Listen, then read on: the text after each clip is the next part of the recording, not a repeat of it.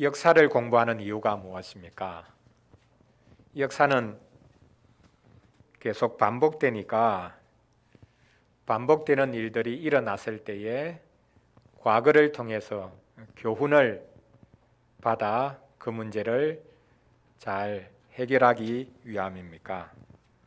사실 역사 자체가 반복되는 것이 아니라 사람이 동일하기 때문에 역사가 반복됩니다. 사람이 변하지 않는 한 역사는 반복될 수밖에 없습니다. 그리고 사람이 변하지 않는 한 우리는 역사로부터 그 어떤 교훈도 받지 못할 것입니다. 우리가 구약 성경을 읽는 이유는 무엇입니까? 구약에 기록되어 있는 하나님의 백성들의 그 모습을 보면서 교훈을 받으려고 하는 것입니까? 구약의 이야기가 우리와 무슨 상관이 있습니까? 아주 먼 시기에 있었던 이야기, 그리고 이스라엘 백성들의 이야기가 우리와 무슨 상관이 있습니까? 막연하게 교훈을 받기 위해서 우리가 구약 성경을 읽는 것이 아니라 사실 구약 성경 이야기는 교회의 이야기이기 때문에 우리가 그 말씀을 읽고 또한 교훈을 받으려고 하는 것입니다. 구약의 이야기는 곧 우리의 이야기입니다. 사도는 지금까지 우상 제물을 먹는 것, 또 우상 숭배하는 문제를 다루었는데 이제 그 문제를 구약 시대로까지 끌고 가서 이야기를 하려고 합니다.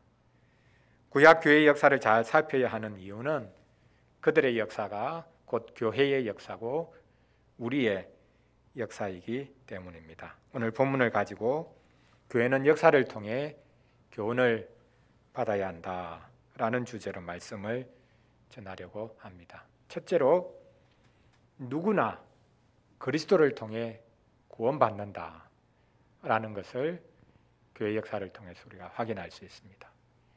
둘째로 교회 역사를 통해서 확인할 수 있는 것은 다수가 악을 즐겨하다가 멸망당했다 라는 것을 우리가 확인할 수 있습니다. 마지막 세 번째로는 신자는 그리고 신자에게는 감당하지 못할 시험은 없다라는 것을 교회 역사를 통해서 또한 우리가 확인할 수 있습니다. 누구나 다 예외 없이 예수 그리스도를 통해서 구원받고 구원받은 하나님의 백성들이지만 다수가 악을 즐겨하다가 멸망에 이를 수 있고 그러나 진실한 신자 하나님을 소망하는 기독교인들에게는 감당하지 못할 시험은 없다. 이것이 오늘 구약 교회를 통해서 사도가 우리에게 들려주고 싶은 이야기입니다.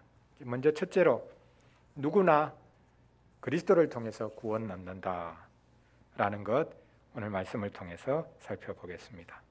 사도는 처음부터 언급했던 우상 제물에 관한 문제, 우상 숭배의 문제로 서서히 넘어갑니다. 이것을 말하기 위해 이스라엘 역사를 말하기 시작합니다. 우리 조상들이 모세에게 속해서 구름과 바다 가운데로 지나면서 세례받았다고 말하고 있습니다. 자, 여기서 말하는 구름, 바다가 무엇입니까? 출애굽 사건을 우리가 금방 연상할 수 있죠. 출애굽한 즉시로 하나님께서는 구름 기둥을 보내셔서 자기 백성들의 나아갈 길을 인도하셨습니다. 그런데 이상하게 그 구름 기둥이 인도한 곳이 바닷가입니다. 뒤에는 애국 군대가 쳐들어옵니다. 진퇴양난이 되었습니다. 하나님께서는 그 바닷길을 여셨습니다. 그래서 바다 가운데로 지났습니다.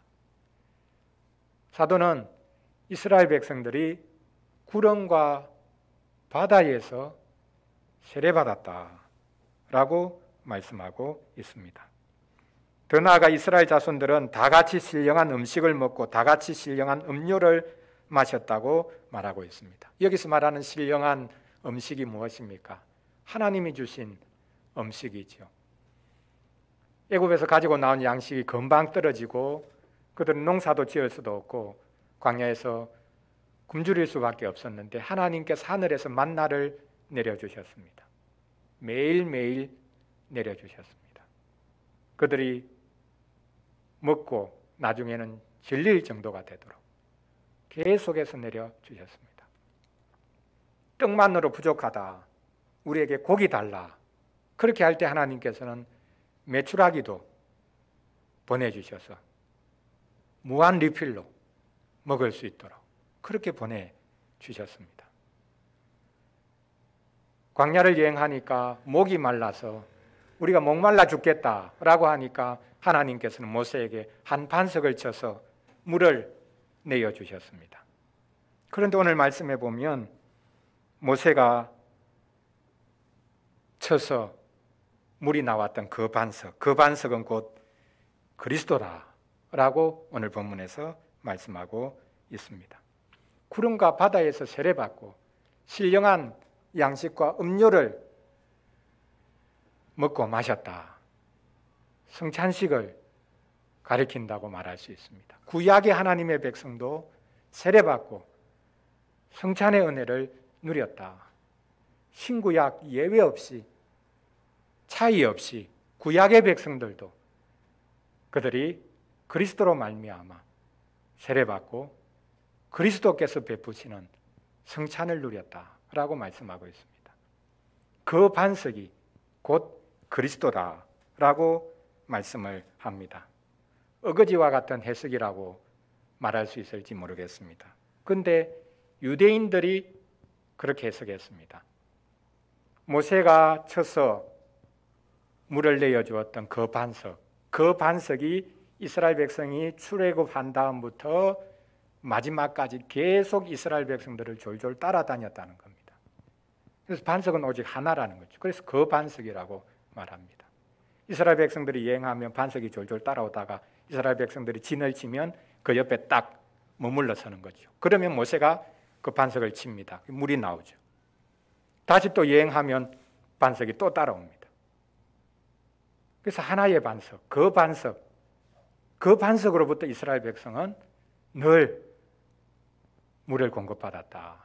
그런데 사도는 바로 그 유대인들의 해석을 가지고 와서 그 반석이 그리스도다라고 말씀하고 있습니다.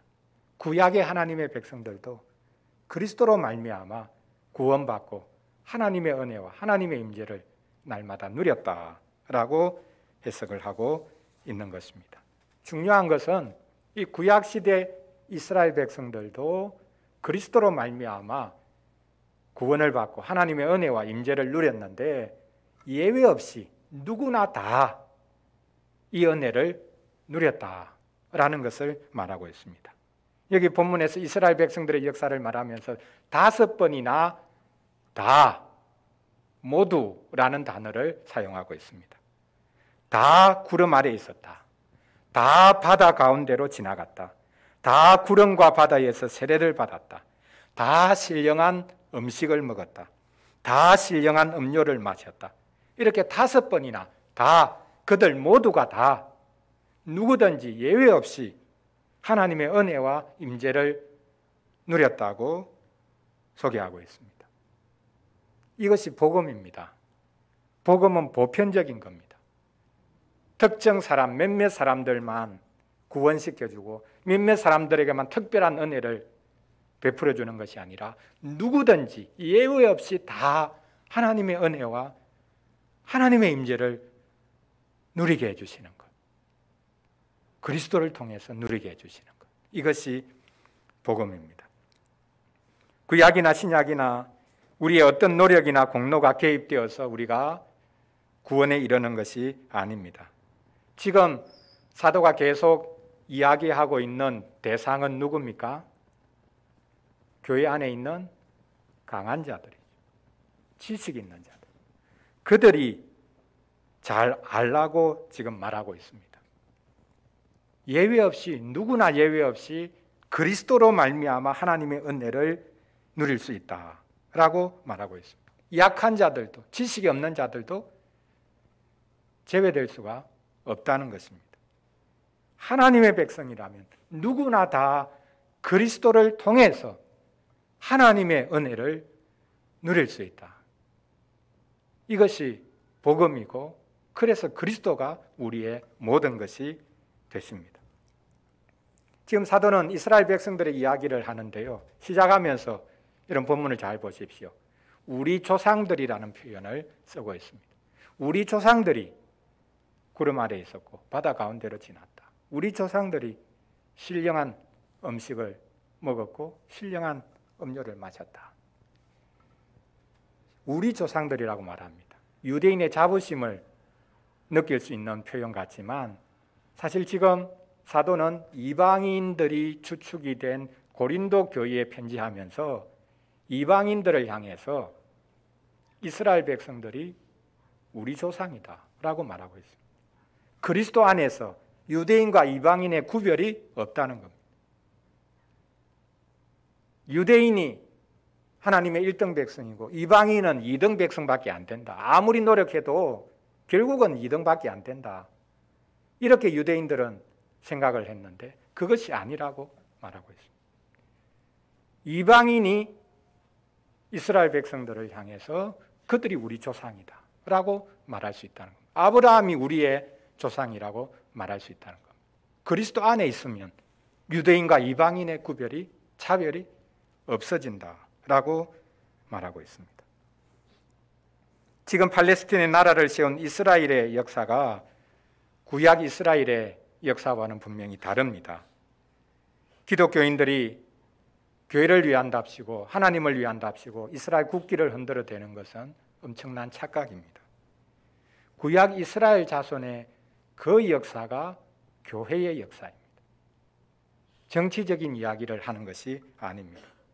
그 교회의 역사 속에서 우리를 발견할 수 있어야 합니다. 하나님은 구약의 이야기가 남의 이야기가 아니라 우리의 이야기, 나의 이야기라고 말씀하고 계십니다. 구약이나 신약이나 우리는 오직 그리스도를 통해서 구원받고 하나님의 한 가족이 됩니다. 그래서 우리가 교회 역사를 통해서 확인할 수 있는 것은 누구나 예외 없이 오직 그리스도를 통해서 구원받는다라는 사실입니다. 두 번째는 누구나 예외 없이 그리스도를 통해서 구원받는데 그들 중에 일부가, 다수가 어떤 이들이 악을 즐기는 것 때문에 멸망에 이른다라는 것, 이것이 또한 교회의 역사가 주는 교훈이기도 합니다. 사도는 모두에서 다수로 옮겨갑니다. 영어로 표현하자면 all에서 many로 옮겨가죠. 그들 모두가 다 하나님의 은혜로 구원을 받았는데 모두 구원받은 사람들인데 그들 중에 다수가 어떤 사람들이 멸망에 이르렀다라고 말씀하고 있습니다. 이것이 교회 역사를 통해서 우리가 교훈을 받아야 할 것입니다. 5절에서 말씀하죠. 그러나 그들의 다수를 하나님이 기뻐하지 아니하셨으므로 그들이 광야에서 멸망을 받았느니라. 여기서 멸망을 받았다라는 단어가 아주 생생한 그림 언어입니다. 쳐서 넘어뜨리는 걸 말합니다.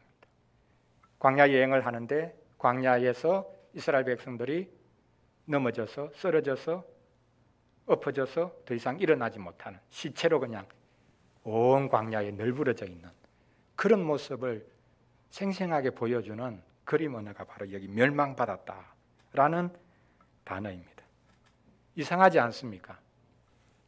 모두가 구원받았는데 그들 중에 모두가 다 하나님의 구원을 온전하게 마지막까지 누린 것이 아니라 다수가 떨어져 나갔다는 겁니다. 다수가 멸망에 이르렀다고 말씀하고 있습니다. 하나님은 희망 고문하시는 분입니까? 합격시켜 주겠다고 계속 희망을 주고는 결국에는 대부분 탈락시켜 버리는 하나님입니까? 구원의 문에 들어서는 것은 너무나 쉽지만 최종 구원을 얻는 것은 너무나 어렵다, 그런 이야기입니까? 시작하는 문은 활짝 열어놓고 누구나 오게 그렇게 해놓고는 마지막 관문은 너무 좁아서 한두 사람밖에 통과시키지 못하는 그런 길을 마련해 놓으셨다라는 이야기입니까?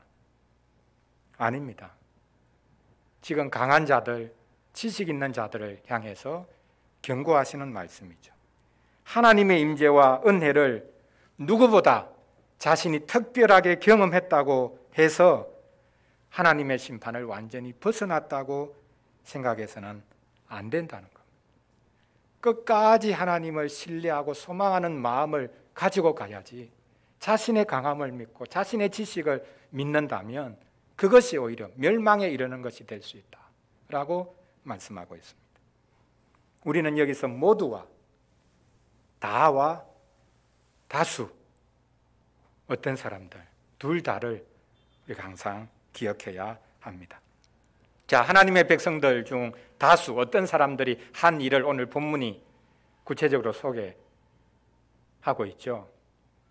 이스라엘 백성들의 광야 여행 모든 사건들, 그 전체 역사를 4가지 사건으로 이렇게 딱 뭉뚱그려서 표현을 하고 있습니다. 7절부터 한 가지 한 가지씩 한 절씩 언급하고 있습니다. 7절에 가장 먼저 언급하는 것은 우상 숭배하는 것이죠. 언제 이들이 우상 숭배하기 시작했습니까? 시내산에서부터 그랬습니다.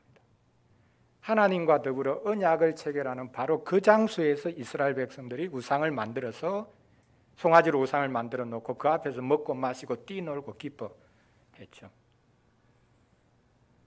이게 시작입니다. 구원받은 날로부터 시작해서 하나님의 백성들은 악을 즐겨하는 자리에 섰습니다. 하나님의 백성들 자체에는 어떤 소망도 없는 것이죠. 둘째는 8절에 기록하고 있듯이 어떤 사람들이 음행하다가 하루에 23,000명이 죽은 사건입니다. 민수기 25장에 보면 거짓 선지자 발람의 사주를 받은 모압 왕 발락이 이스라엘 자손들을 유혹해서 모압 여인들과 더불어 음행하게 만듭니다. 그때 이스라엘 백성들이 이렇게 수없이 죽었다라는 것을 우리가 성경을 통해서 확인할 수 있습니다. 셋째는 9절에 기록하고 있는데 하나님을 시험하다가 뱀에게 물려 죽은 사건입니다. 민수기 21장에 보면 이스라엘 자손들이 하나님께 막 불평을 늘어놓습니다. 왜 우리를 광야로 이렇게 인도해서 이 광야에서 우리가 죽어야 되는가 라고 불평을 터뜨립니다. 이때 하나님께서 불뱀을 보내시죠. 뱀에게 물려서 죽어가고 있는데 모세가 기도하니까 하나님께서 또 긍휼을 베푸셔서 노스로 뱀을 만들어서 장대에 달아라. 그래서 높이 다니까 그것을 보는 사람은 다 살아날 것이다. 요한복음에 보면 예수님이 바로 이 사건을 인용하시죠. 모세가 뱀을 든 것처럼 인자도 들려야 하리라. 예수님 자신의 십자가를 말합니다. 이 노뱀 사건을 가지고 예수님은 자신의 십자가 사건을 보여주십니다. 누구든지 죄로 인해서 죽어가는 자들은 그리스도의 십자가를 바라보면 살아날 수 있다라는 것을 말씀하십니다. 마지막 10절에 기록하고 있는 사건은 아마도 민수기 14장에 나와 있는 사건인 것 같은데요. 이스라엘 자손이 모세와 아론을 원망하면서 애굽으로 돌아가자. 그렇게 이제는 크게 데모를 일으킵니다. 이제 더 이상 여기 광야에서 못 살겠다. 돌아가자. 가나안 땅에 들어가면 우리 다 죽는다. 우리 자손들 다 포로가 되고 다 죽는다. 돌아가자. 이때 하나님께서 말씀하십니다. 너희가 다 광야에서 죽게 될 거다. 가나안 사람들에게 포로로 잡힐 것이라고 생각했던 너희 자손들이, 너희 자녀들이 가나안 땅에 들어가서 살게 될 거다. 하나님이 그렇게 말씀하십니다. 이렇게 이스라엘 자손들은 처음부터 끝까지 하나님을 배반하고 하나님을 시험하고 악을 즐기다가 그 광야에서 멸망당했습니다. 사도는 이스라엘 자손들이 이렇게 악을 즐겨한 것, 하나님을 계속해서 시험한 것, 이것이 우리에게 본보기라라고 말하고 있습니다. 이 4가지 사건 앞뒤로 본보기라는 말을 반복해서 넣고 있습니다. 6절입니다. 이러한 일은 우리의 본보기가 되어 우리로 하여금 그들이 악을 즐겨한 것 같이 즐겨하는 자가 되지 않게 하려 함이라. 이 대표적인 네 가지 사건을 기록하고 난 다음에 11절에서 다시 한 번 더 반복하죠. 그들에게 일어난 이런 일은 본보기가 되고 또한 말세를 만난 우리를 깨우치기 위하여 기록되었느니라. 두 번이나 반복해서 이스라엘 백성들이 악을 즐겨한 그 일, 하나님을 시험한 그 일이 우리에게는 본보기로 기록되었다라고 말합니다. 여기 본보기라는 말의 원래 뜻은 패턴이라는 말입니다. 영어로 여러분 패턴이라는 말을 알죠. 패턴이 뭡니까? 동일한 게 계속 반복되면 이게 패턴이라고 부르죠. 하나님의 백성은 처음부터 끝까지 변하지를 않았습니다. 동일했습니다. 똑같이 반복했습니다. 하나님을 대적하고 하나님을 시험하고 대적한 이유가 뭡니까? 결국 자신들이 욕망 때문에, 악을 즐겨하는 마음 때문에 그랬죠. 여기 본보기라는 말은 또 다르게는 틀이라는 말입니다. 틀을 만들어 놓고 거기에 이 쇠를 녹여서 부으면 딱 틀이 찢겨서 이제 그게 나오지 않습니까? 똑같은 틀을 가지고 똑같은 걸 계속 만들어내는 거예요. 하나님의 백성은 그렇게 똑같았다. 늘 반복했고 변하지 않았고 하나님은 신실하신데 그들은 하나님을 신실하게 의지하지 못했던 모습을 보여준다라는 것입니다. 이스라엘 백성들의 이야기가 기록된 것은, 구약 성경이 기록된 것은 신약 교회 성도들인 우리들에게 본보기로 기록해 주신 것이다. 좋은 본이 아니죠. 반면교사 역할을 합니다. 이스라엘 자손들의 역사를 보면서 우리가 참 어리석구나 생각하지만 사실 그게 나의 모습이다. 우리 신약 교회 모습도 다르지 않다라는 것을 확인할 수 있습니다. 이스라엘 자손들처럼 우리도 구원받았다고 하면서 교만을 부리고 나의 강함, 나의 지식을 의지하고서는 결국 그것이 악을 즐기는 자리에 서는 것이기 때문에 멸망할 수 있다는 것입니다. 그래서 강한 자, 지식 있는 자는 더더욱 조심해야 한다고 사도가 지금 경고하고 있습니다. 자신은 무엇이든지 할 수 있는 자유와 권리가 있다고 생각하는데 그것이 도리어 하나님을 시험하고 하나님께 불평하는 것이 될 수 있습니다.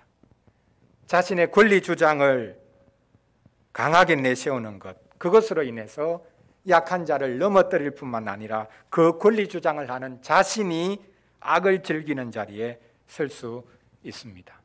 그래서 우리는 악을 즐기고 하나님을 시험하는 이들, 그들 다수가 어떤 이들이 멸망받았다라는 사실, 이것을 우리는 본보기로 삼아야 할 것입니다. 이것이 교회 역사가 우리에게 교훈하는 바입니다.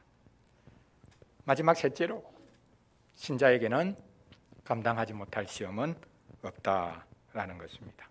사도는 계속해서 지금 지식이 있는 사람, 강한 사람을 염두에 두고 있습니다. 12절에서 분명히 말씀하고 있는 것이죠. 그런즉 선줄로 생각하는 자는 넘어질까 조심하라. 지식이 있는 자, 강한 자는 자신이 선줄로 생각합니다. 자신에게는 지식이 있고 강함이 있기 때문에 어떤 유혹이나 위험도 이겨낼 수 있다고 자부합니다. 그런데 신앙생활에 있어서 제일 위험한 것이 바로 이 자랑입니다. 우리가 굳이 자랑해야 한다면 하나님의 은혜를 자랑해야 하는데 자신의 지식이나 능력을 자랑하는 것은 반드시 멸망에 이를 수밖에 없다. 그것은 넘어지는 것이 될 수밖에 없다라고 말씀하고 있습니다. 왜냐하면 마귀는 자랑하는 사람을 찾고 있기 때문입니다. 자랑하는 사람은 반드시 넘어뜨릴 수 있기 때문에 마귀는 유독 자랑하는 사람을 찾고 있습니다.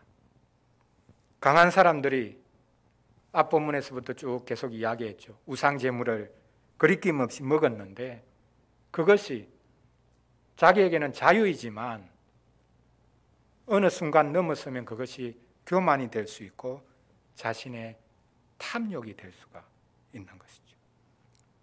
그래서 우리는 스스로 속이지 말아야 합니다. 자랑하는 사람들, 자기의 악을 즐기려고 하는 사람들, 시험하는 이들, 그들은 넘어질 수밖에 없다. 이것을 우리가 알아야 합니다. 자, 그러면 강한 사람, 지식 있는 사람은 무조건 다 넘어질 수밖에 없냐? 우리가 주눅들 필요가 없습니다. 13절 오늘 본문 마지막 절에 유명한 말씀 우리가 잘 알고 있지 않습니까? 하나님은 우리가 감당하지 못할 시험 당하는 것을 허락하지 않으신다. 혹 감당하지 못할 시험을 우리가 만난다면 하나님은 항상 피할 길을 준비해 주신다 라고 말씀하고 있습니다. 아멘입니까? 노멘입니까? 우리의 경험은 다른 것 같은데 도무지 감당하지 못할 시험이 늘 계속되는 것 같은데 왜 성경은 감당하지 못할 시험을 주지 않으신다고 하는가? 정말 죽을 맛인데 도무지 이길 수 없는데 감당할 수가 없는데 왜 감당하지 못할 시험은 없다고 하시는가? 하나님이 거짓말을 하시는 것인가? 사도가 거짓말한 것인가? 사도 자신은 강한 사람이기 때문에 나는 어떤 시험이든지 이길 수 있어요. 이렇게 자신만만해하면서 하는 이야기인가? 그렇다면 사도 바울의 이 말은 약한 자들을 향한 폭언밖에 되지 않죠. 그 정도 못 이기냐? 나는 더 힘든 어려움도 이겨냈는데 그거는 약한 자들을 향한 협박이나 폭력밖에 되지 않죠. 도대체 왜 하나님은 감당하지 못할 시험은 결코 주지 않으신다. 그렇게 사도가 말하고 있습니까? 지금 사도는 사람이 하나님을 시험하는 것과 하나님이 사람을 시험하는 것을 지금 대조시키고 있습니다. 13절 말씀에 보면 광야에서 이스라엘 백성들이 하나님을 시험했다고 이야기하고 있지 않습니까? 근데 23절에서는 이제 하나님이 사람을 이제 시험하는 것을 말하고 있는데요. 하나님의 시험은 사람의 시험과 차원이 다릅니다. 하나님이 왜 감당하지 못할 시험을 허락하지 않으신다고 했습니까? 하나님은 미쁘사. 하나님은 믿음직한 분이기 때문에 우리를 시험에서 흔들고 넘어뜨리려고 하시는 분이 아니다라는 뜻입니다. 우리는 밑번 존재가 아니니까 자꾸 하나님을 건드리죠. 하나님 이렇게 도와주면 제가 하나님 함께 하신 것을 알겠습니다. 근데 하나님은 신실한 분이기 때문에 우리를 찝쩍거려서 한번 건드려보고 한번 테스트해보고 그렇게 하시는 분이 아니라는 것입니다. 하나님은 믿음직한 분이기 때문에 우리를 시험에서 넘어뜨리려고 하지 않으십니다. 그렇기 때문에 시험은 하나님께서 주신 거냐, 이게 하나님이 주시지 않고 다른 누가 준 거냐, 그런 문제가 아닙니다. 시험은 내가 감당할 수 있느냐 없느냐 그런 문제도 아닙니다. 정말 중요한 사실은 우리가 욕심에 끌려서 늘 하나님을 시험하고 있고, 그래서 교회에서도 나 누구 때문에 시험받았어 그런 말을 입에 달고 산다는 사실입니다. 야고보서에서 분명히 말씀하고 있습니다. 1장 13절인데요. 사람이 시험받을 때 내가 하나님께 시험받는다 하지 말지니 하나님은 악에게 시험을 받지도 아니하시고 친히 아무도 시험하지 아니하시느니라. 한마디로 말하면 하나님은 사람 시험 안 한다는 거예요. 자, 하나님이 사람을 시험하지 않으십니까? 시험하십니까? 어떤 것이 옳죠? 창세기 22장에 보면 하나님이 아브라함을 시험하시기 위해서 독자 이삭을 제물로 바치라 라고 명령하셨습니다. 분명히 하나님이 아브라함을 시험하시기 위해서 독자 이삭을 바치라고 하셨다고 말하고 있어요. 그럼 그 시험은 어떤 시험입니까? 아들보다 나를 사랑하는지 내가 한번 보겠다 이런 겁니까? 사실 그 시험 나중에 여호와 이레를 아브라함이 고백하죠. 하나님이 준비하신다. 그러니까 하나님이 자기 아들을 빼앗아가려고 하시는 것이 아니라 오히려 하나님이 자기 아드님을 우리에게 주려고 하신다라는 것을 그 사건을 통해서 깨달은 것입니다. 하나님은 우리가 가진 것을 빼앗아가기 위해서 시험하거나 흔드시는 분이 아니라 오히려 하나님 자신을 주시기 위해서 우리에게 시험하신다. 굳이 하나님이 시험하신다고 하면 그 시험은 우리를 넘어뜨리기 위한 시험이 아니라 우리를 굳게 세우시기 위한 시험이다. 그런 의미에서 하나님은 우리를 시험하지 않으신다. 우리는 감당하지 못할 시험을 결코 만나지 않는다. 이렇게 말을 해야 하는 것입니다. 우리를 세우시기 위해서 자기 독생자마저 내어주신 믿음직한 하나님이 무엇 때문에 우리를 넘어뜨리기 위해서 온갖 시험을 주시겠습니까? 그래서 우리는 하나님은 결코 나를 시험하지 않으신다. 나의 욕망이 온갖 시험거리를 만들어낸다. 라는 것을 우리가 분명하게 알아야 하겠습니다. 자, 마지막 세 번째로 신자에게는 감당하지 못할 시험은 없다. 이것이 교회 역사를 통해서 성경을 통해서 우리가 또한 확인할 수 있는 사실입니다. 사랑하는 성도 여러분, 이스라엘의 이야기는 우리 이야기입니다. 하나님께서는 구약 교회의 모습을 통해 우리 모습을 보여주십니다. 하나님은 구약 시대에도 그리스도를 통해 자기 백성을 구원하시고 그들에게 세례 베푸시고 그들에게 성찬도 허락해 주셨습니다. 우리도 동일한 은혜를 누리고 있습니다. 이렇게 크신 은혜를 입은 우리가 하나님을 종종 시험합니다. 특히 강한 사람, 지식 있는 사람은 더 조심해야 합니다.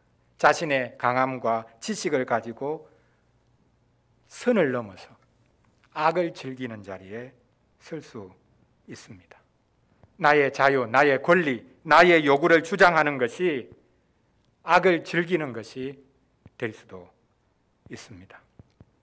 우상 제물은 아무것도 아니라고 하면서 먹고 마실 자유가 있지만, 권리가 있지만, 그러나 한순간 그 선을 넘어서서 자기 욕망을, 자기 탐욕에 사로잡히는 자리에 설 수 있습니다. 그러므로 하나님은 결코 우리를 시험하지 않으시는데 우리의 욕망이 온갖 시험거리를 만들어낸다라는 사실입니다. 그래서 이 사실을 우리 예수님께서, 주님께서 너무나 잘 알고 계시기 때문에 주기도문을 통해서 기도하셨죠. 우리를 시험에 들지 않게 해주십시오 라고 주님이 먼저 기도하셨고 또한 우리로 하여금 이 기도를 계속하라고 하셨습니다. 하나님이 우리를 시험하시니까 하나님이 우리를 좀 시험 덜하게 해주십시오, 구하라, 그런 기도가 아닙니다. 우리의 욕망이, 욕심이 늘 시험을 불러일으키니까 그런 시험에 들지 않도록 지속적으로 하나님께 구하라라고 말씀하고 있습니다.